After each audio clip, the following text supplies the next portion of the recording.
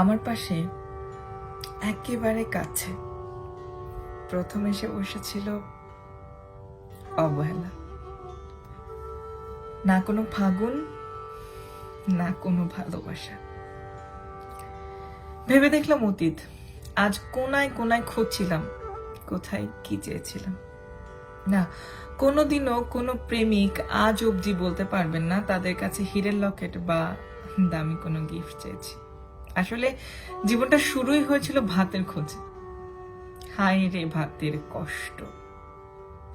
না, বাপের ছিল না সেরমটা নয়, দুবেলা ভাত বাপ চাইলেই দিতে পারত, তাতে করে আর যাই হোক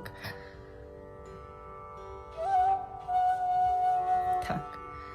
তারপর জীবনে শাড়ি আসলো, সেই শাড়ি কাঙ্ক্ষিত সেই দিন একদম তুলে রেখেছি লাল রং, টকটকে লাল রং, শুধু তার সাথেই পরবো বলে। আজও পরিনি নিজের সেই লাল শাড়ি। হ্যাঁ, পরেছি লাল শাড়ি প্রোগ্রামে, প্রয়োজনে, কিন্তু নিজের জন্য যে শাড়ি পরাটা একান্ত নিজের, শুধু তার সাথে, সেজন্য তুলে রেখেছি লাল রং। মনে মনে ভাবা স্বপ্নরা এই বুঝি পূরণ করার পথে। না, কোনো রাজকুমারের দেখা আমি পাবো না জানি, সেই সাধও কোনোদিন হয়নি। খুব সাধারণ কাউকে ভালোবাসতে চেয়েছি সব সময়। তাঁতের শাড়ি, কাঁচের চুড়ি আর একটু কাজলের ভালোবাসায় মগ্ন হয়ে থাকতাম। মনে হতো না পেলে মরেই যাব। বেহায়ের মতো, হ্যাংলার মতো অপেক্ষায় থাকতাম। নানান ধরনের ওষুধ আর ধাপে ধাপে কাটা ছেঁড়ার ফাঁকে শরীর নামের কায়ায় বাসা বাঁধে। প্রেমে পড়লে নাকি মানুষের ইগো রাখতে নেই, ছেড়ে ফেলে দেয়া শুরু করলাম। বিনিময়ে নিজের শির দাঁড়াটা যে কখন দেয়ালে ঠেকে গেল টের পাইনি।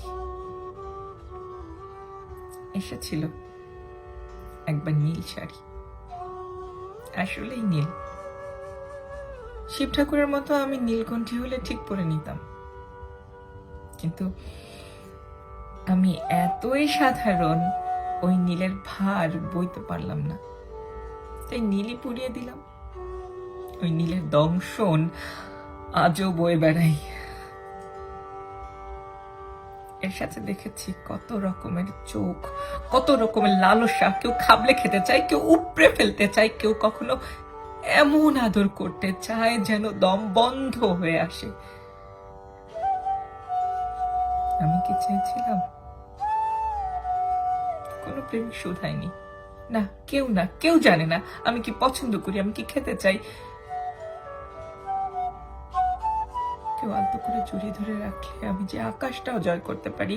কেউ কপালে চুমু খেলে শক্ত করে ধরে রাখলে ফাইব্রোমালজিয়াকে এক হাত দেখে নিয়ে আমিও যে পারি সেরাটাই দিতে। কেউ জানে না আমার প্র্যাকটিস বা আমার শোতে সে সামনে থাকলে আমার কনফিডেন্স লেভেলটা কোথা থেকে কোথায় চলে যায়।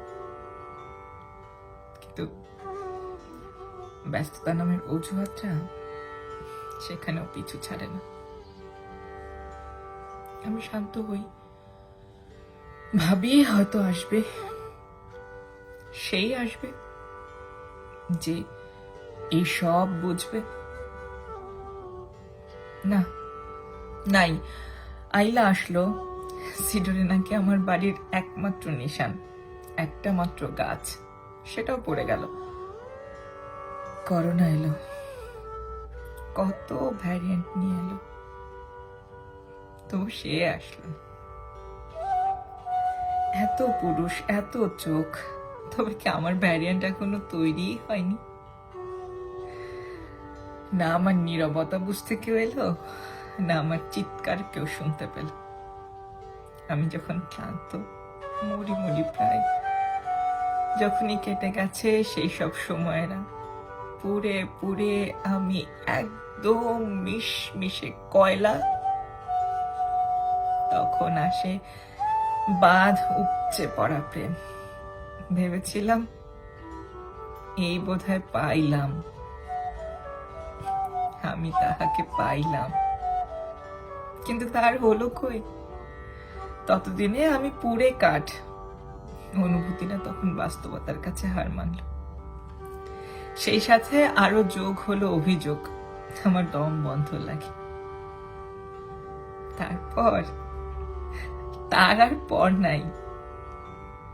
জীবনে যখনই অনুভূতিরা দোলা দেয়, তখনই ব্যস্ততা নামের অজুহাতে আমি ছিন্ন ভিন্ন হই, ক্ষত বিক্ষত হই।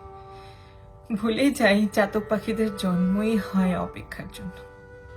এই প্রেম আর অপ্রেমের খেলায় আমি এখন ক্লান্ত বেশ। তাই আমার দরজায় কড়া নেড়েছিল অবহেলা। শুধু চেয়েছিলাম সময়। আচ্ছা, কি এমন হতো যদি এইটুকু চাওয়া পূরণ হতো? নিজের চুলের ফিতা থেকে শুরু করে ফ্যাশনেবল হাই হিলস, যা আমার সবচেয়ে বেশি পছন্দ, সব তো নিজেই কিনতে পারি। চাইনি তো কোনোদিনও কিচ্ছু, শুধু সময় ছাড়া। কি হতো এমন? তৃতীয় বিশ্বযুদ্ধ হতো না নিশ্চয়ই।